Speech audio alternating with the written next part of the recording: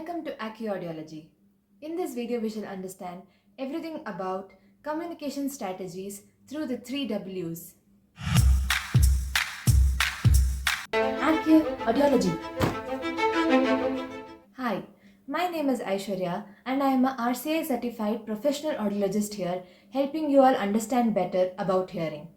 And while you're here, please make sure to give this video a thumbs up so that it reaches a lot more people. Also, please don't forget to hit the subscribe button and the bell icon to get notified. Have you been in a situation where you have someone with hearing impairment at your home and you always need to repeat everything you speak or sometimes even shout to be heard?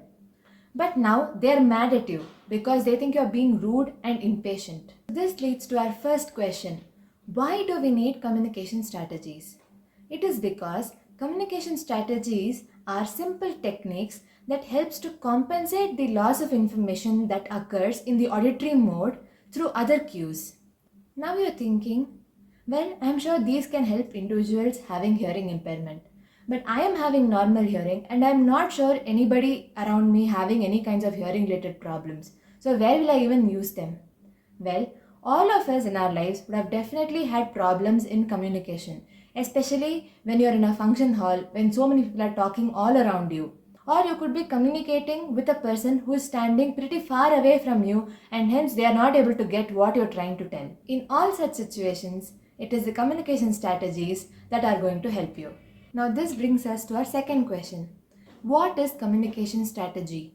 Let us understand some simple techniques that will help us to effectively communicate on daily basis. Now the first technique is maximizing the visual cues. By nature, when one of our senses is compromised, the others take over. In a person having hearing impairment, this usually corresponds to the vision. Have face-to-face conversations. Now, when you are facing the person who is talking, you not only hear what is being told, but also see their lip movements, observe their facial expressions, as well as the body language. Now, all of these will help you build the context and it makes it easier for you to understand what is being spoken. You can also use other visual aids such as the whiteboard where you can write down any particular topic, the heading or just the key points that are going to be discussed. Or you can use picture boards where you can point out to a picture simultaneously as you talk. You can also send a small text message beforehand which will include the topic of your conversation and the key highlights before you actually start discussing, because in that way the person is already aware of the topics that are being spoken. The second technique is modify the message and the delivery style. Did you know that the sound intensity decreases by 6 decibels when the distance gets doubled? The loudness of our voice during a conversation has to be a minimum of 45 decibels. If it goes below that, even a person with normal hearing will find it very difficult to understand the entire message. And hence, make sure you are within a distance of 6 feet from the listener. Slow down your rate of speech and use clear pronunciation for better clarity. Also, use short phrases instead of very long sentences. For example, I went out, had dosa for breakfast. Instead of, in the morning when I went out today, I had dosa for breakfast. The third technique is making sure that the environment is conducive. Ensure that wherever you are talking, the room is well lit.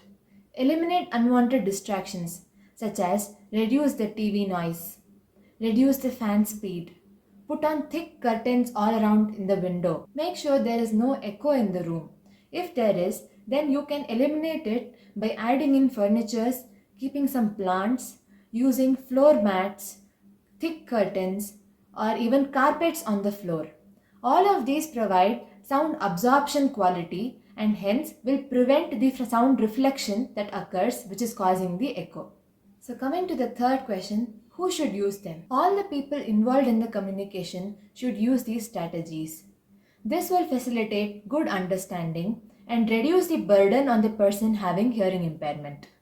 Making such small changes on day-to-day basis will reduce the communication gaps, thereby building healthy relationships all around. This favors overall well-being both physically and mentally, thereby improving the quality of life of the person greatly.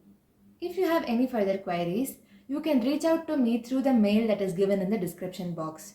Also, let me know in the comments if you have anything further to discuss. Hope you all enjoyed this video. Thanks for watching Accio Audiology today.